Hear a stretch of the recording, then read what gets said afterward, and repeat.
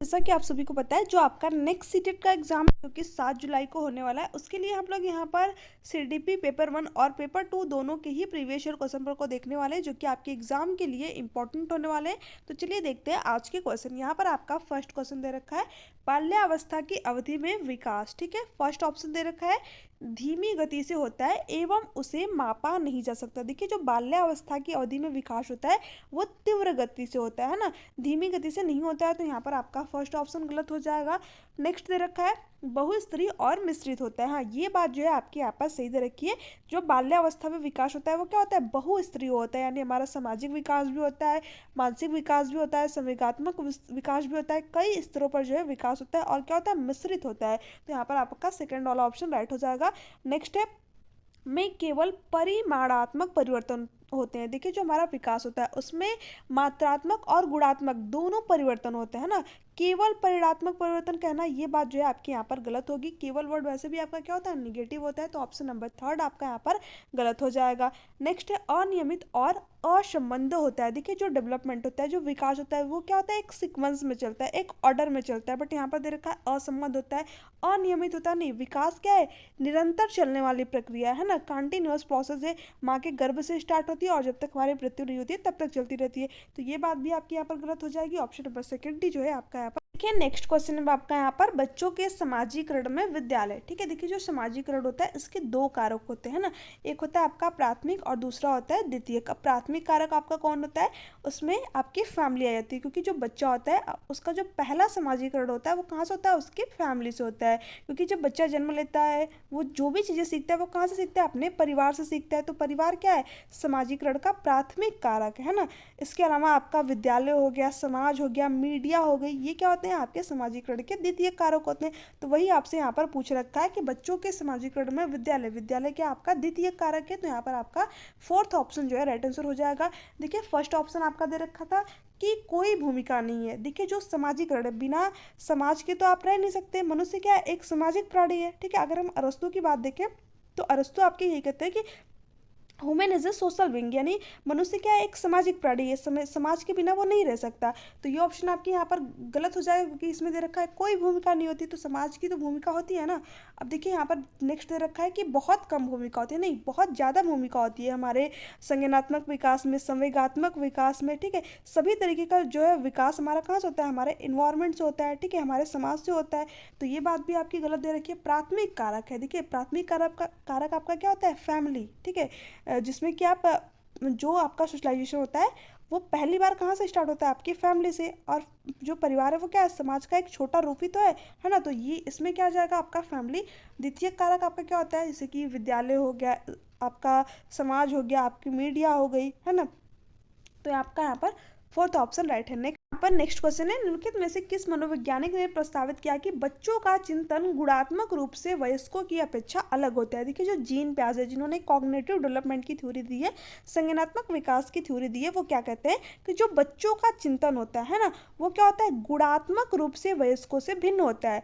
यानी देखिए, जितना आप सोचते हो उतना एक छोटा बच्चा भी सोच सकता है। यानी जो मात्रा होती है, जो क्वांटिटी होती है, वो क्या होती है, सेम होती है। बट चिंतन कैसे भिन्न होता है, गुणात्मक रूप से। हो सकता है कि आप जो है अपने ऑफिस के काम के बारे में सोच सकते हो, और जो बच्चा वो क्या करेगा, अपने खिलौनों के बारे में सोचेगा। यानी जो क्वालिटी होती है उसमें क्या होता है, डिफरेंस होता है, बट क्वांटिटी सेम रहती है। जितना आप सोचोगे उतना एक छोटा बच्चा भी सोच सकता है।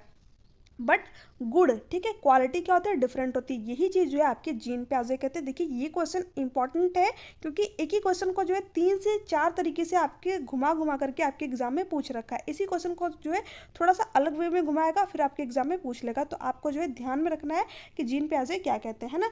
अब देखिए, यहाँ पर आपका फर्स्ट ऑप्शन राइट आंसर हो जाएगा। अगर हम बात करें लेव वाइगोस्की की, तो इन्होंने सामाजिक सांस्कृतिक का सिद्धांत दिया है, सोशियो कल्चरल थ्योरी जो है इन्होंने दी है।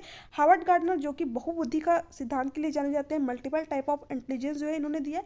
और लॉरेंस कोहलबर्ग जो कि मोरल डेवलपमेंट यानी नैतिक विकास का जो है इन्होंने सिद्धांत दिया है। इन सभी ये जो है सारे के सारे लोग आपके एग्जाम के लिए इंपॉर्टेंट है। सिर्फ इन्हीं लोगों से जो है आपके एग्जाम में 4 से 5 क्वेश्चन बिल्कुल फिक्स्ड रहते हैं ना।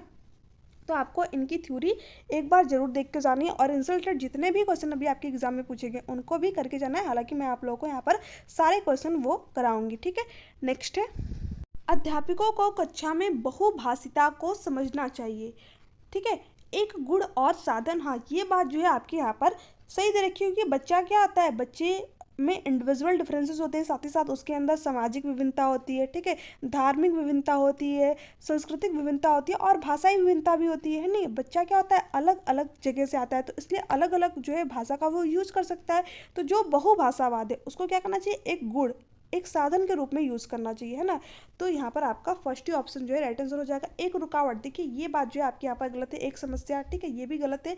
एक व्यवस्थागत मुद्दा, ये सारी चीज़ें आपके यहाँ पर गलत है। भारत तो खुद ही एक क्या है, मल्टी लैंग्वेज कंट्री है, ठीक है, बहुभाषावाद देश है, इसमें विभिन्न प्रकार की भाषाएं बोली जाती है, तो इसलिए आपका यहाँ पर इसको एक संसाधन के रूप में देखना चाहिए। तो आपका फर्स्ट ही ऑप्शन राइट आंसर हो जाएगा।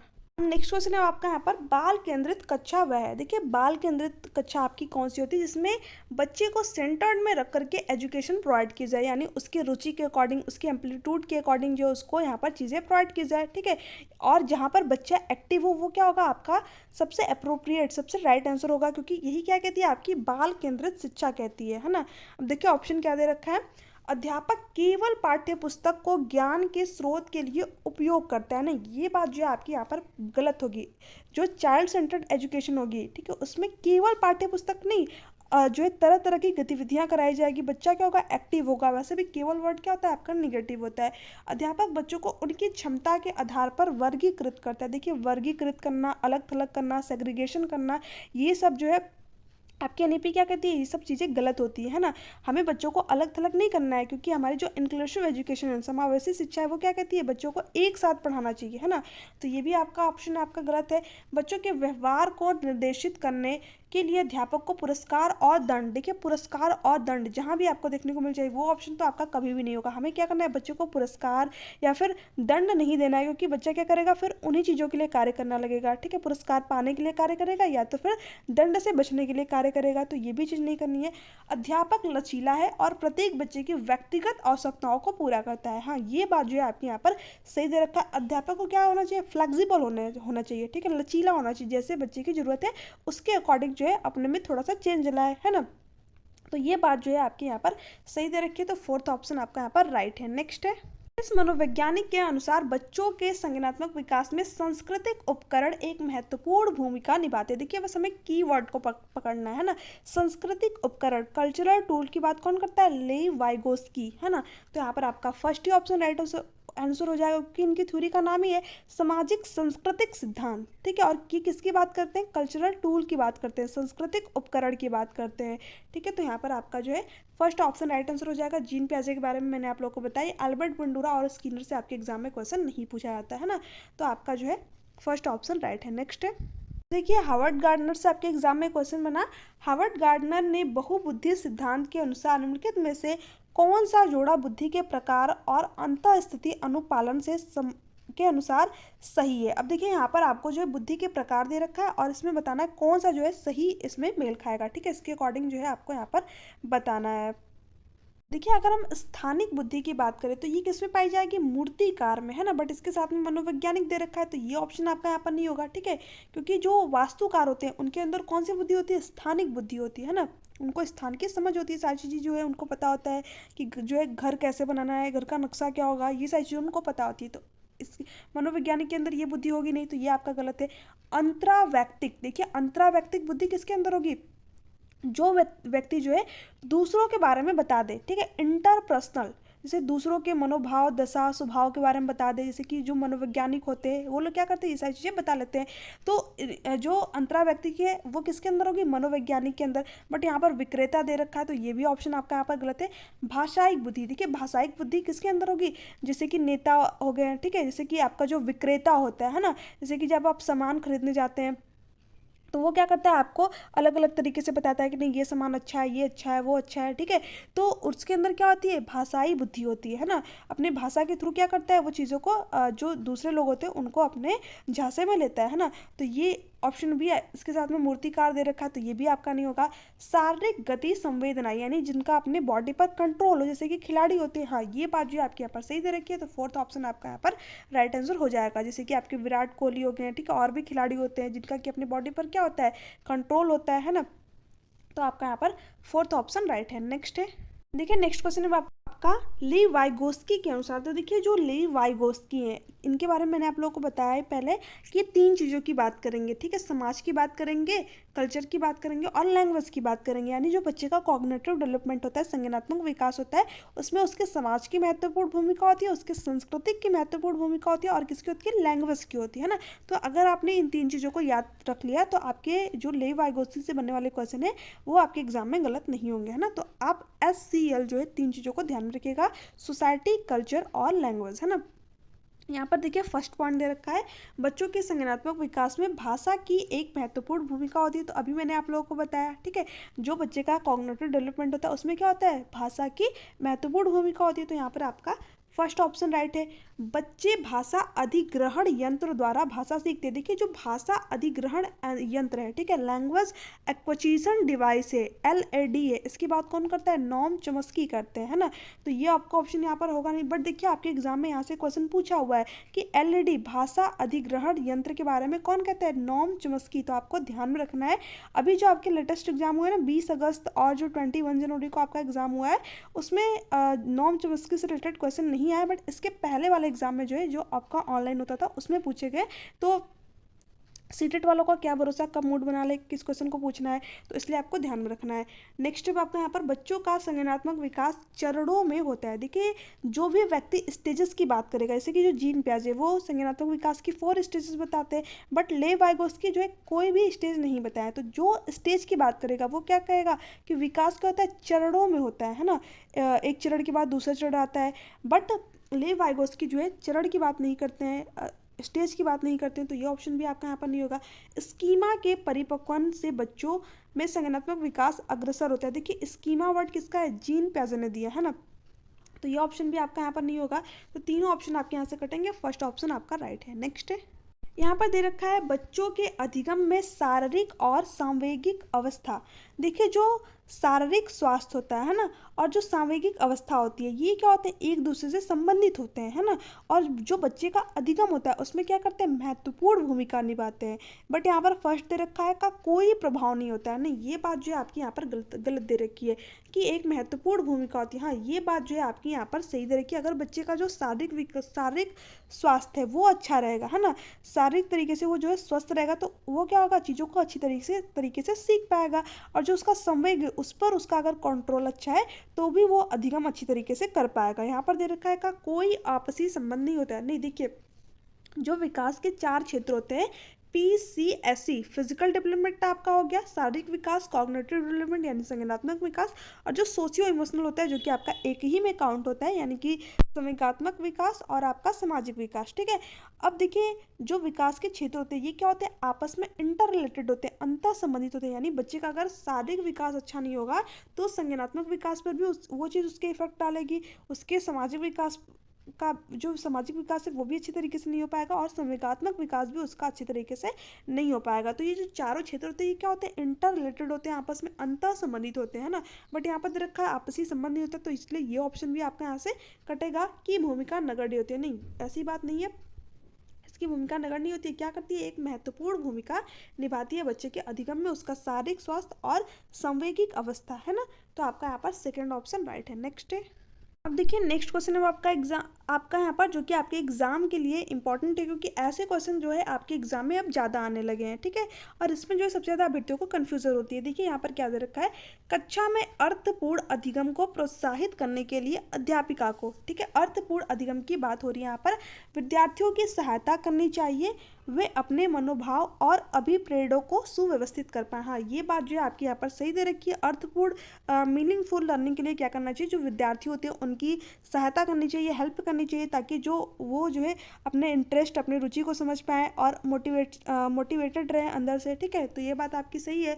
विद्यार्थियों को उनके प्रदर्शन के आधार पर वर्गीकृत और नामांकित करके उनकी योग्यता आधारित समूह बनाना चाहिए। देखिए अभी मैंने आप लोगों को बताया सेग्रीगेशन करना, अलग थलग करना, ठीक है, ये सारी चीज़ें क्या होती है आपकी गलत होती है। हमें बच्चों को अलग नहीं करना है, एक साथ, ठीक है। इंक्लूसिव एजुकेशन आपकी क्या कहती है, एक साथ समाहित करके सभी को एजुकेशन प्रोवाइड करनी है। तो ये ऑप्शन आपका यहाँ पर होगा नहीं, यानी सेकंड वाला तो आपका यहाँ से बाहर हो गया। अब जिस ऑप्शन में आपका सेकंड दे रखा है वो ऑप्शन आपका यहाँ पर पहले ही कट, देखिए फोर्थ वाला ऑप्शन आपका यहाँ पर कट, ठीक है। सेकंड वाला ऑप्शन आपका यहाँ पर क्योंकि क्योंकि इसमें भी आपका सेकंड दे रखा है, अब हमें फर्स्ट और थर्ड में से बताना है ना। तो इस तरीके से जो है आप अपने ऑप्शन एलिमिनेट भी कर सकते हैं ना।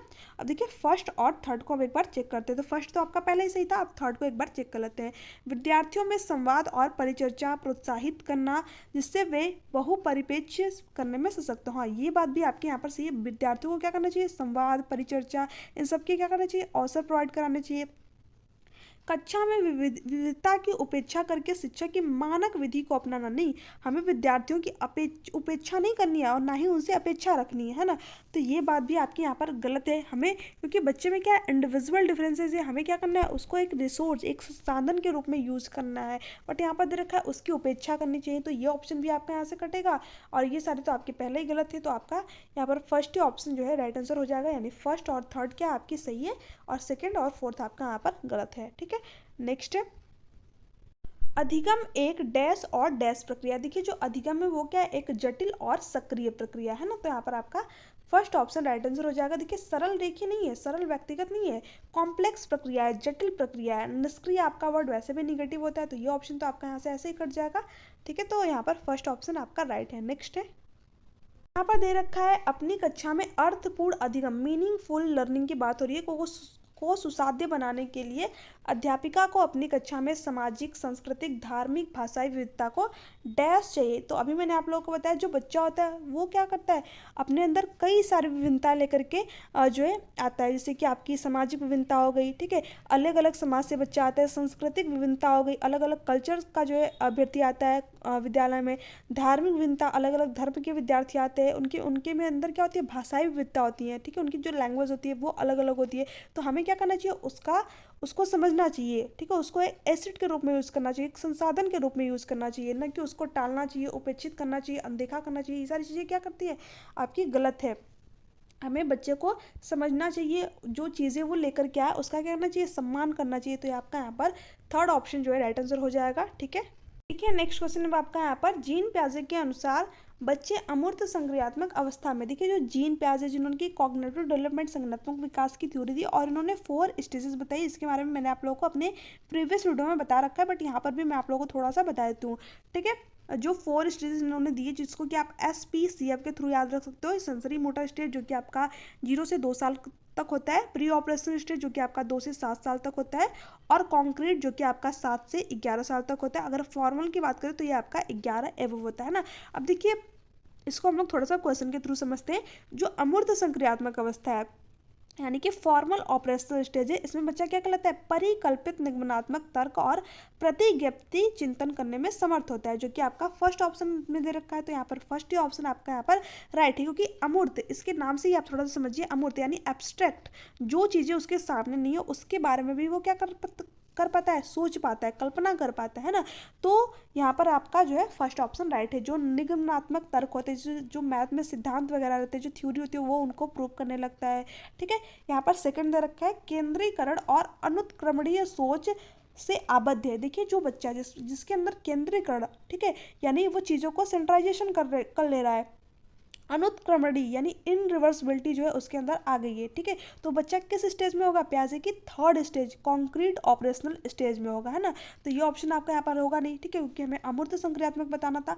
संरक्षण वर्गीकरण व श्रेणीबद्धता करने में सक्षम नहीं है, तो इसलिए बच्चा किस में होगा, पियाजे की second stage pre operational stage. ठीक है, जो कि आपकी कितनी होती है, 2 से 7 साल, क्योंकि इसमें दे रखा है सक्षम नहीं है। अगर यहीं पर देता सक्षम है, ठीक है, तो ये किस में होता है, पियाजे की थर्ड स्टेज, ठीक है, कॉन्क्रीट ऑपरेशनल स्टेज में होता है बच्चा, इसमें कि वो कंजर्वेशन कर लेता है, क्लासिफिकेशन कर लेता है और चीज़ों को एक क्रम में लगा लेता है ना। तो आई होप कि आपको समझ में आया होगा। देखिए अगर आपको नहीं समझ में आया तो आप एक बार जीन पियाजे की थ्योरी देख लीजिएगा, उसके बाद आपकी ये जो डाउट है वो क्लियर होते चले जाएंगे। ठीक है, अगर देखिए जो जीन पियाजे की थ्योरी, अगर मुझे टाइम मिलता है वैसे मैं कोशिश करूँगी कि आप लोगों को एक सेपरेट वीडियो प्रोवाइड करूँ, जिसमें कि जो जीन पियाजे की थ्योरी हो गई, कोहलबर्ग की थ्योरी हो गई और ली वाइगोस्की की थ्योरी, पहले उनकी थ्योरी कवर कराई जाए, उसके बाद जो है उनसे रिलेटेड क्वेश्चन आपको यहाँ पर कवर कराया जाए। हालांकि मैं आप लोगों को क्वेश्चन की जो क्वेश्चन है उनका तो सारी चीज़ें प्रोवाइड कराऊंगी, बट थ्योरी भी मैं आप लोगों को यहाँ पर सोच रही हूँ कि थोड़ा सा डिस्कस कर दूँ।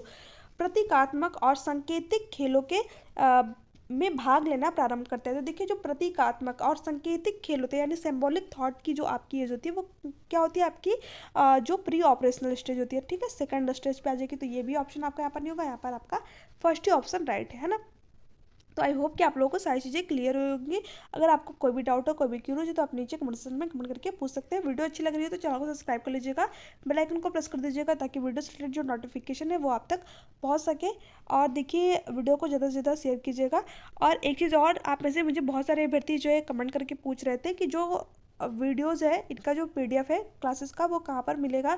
देखिए क्लासेस का PDF आपको टेलीग्राम चैनल पे मिल जाएगा, जिसका लिंक आप लोगों को नीचे डिस्क्रिप्शन बॉक्स में मिल जाएगा। तो आप लोग जो है वहाँ से जा करके टेलीग्राम चैनल को ज्वाइन करिए और इन क्वेश्चनों को एक बार खुद से जो है सॉल्व करने की कोशिश कीजिए। मैं आप लोगों को आंसर भी जो है PDF में ऐड करके वहाँ पर प्रोवाइड करा दूँगी, है ना। तो आप जो है PDF को देख सकते हैं। इसके साथ साथ जो आपकी थर्ड और फिफ्थ की NCERT इसको भी मैंने यहाँ पर पूरा बेसिक से कवर कराया हुआ है, ठीक है, जिसमें जो आपका NCERT के जितने भी क्वेश्चन हैं आपके, ठीक है, जो कि आपके एग्जाम में बने हैं, जो जो इंपॉर्टेंट टॉपिक है उन सभी को मैंने वहाँ पे कवर कराया हुआ। तो आप उस क्लास को जरूर देखिएगा, आपके लिए काफ़ी ज़्यादा हेल्पफुल रहेगी। और इसके अलावा साइंस पेपर 2 की क्लासेस भी आप लोगों की जल्दी स्टार्ट होगी, ठीक है। तो मिलते हैं आपसे नेक्स्ट वीडियो में, तब तक के लिए bye bye, take care, thanks for watching.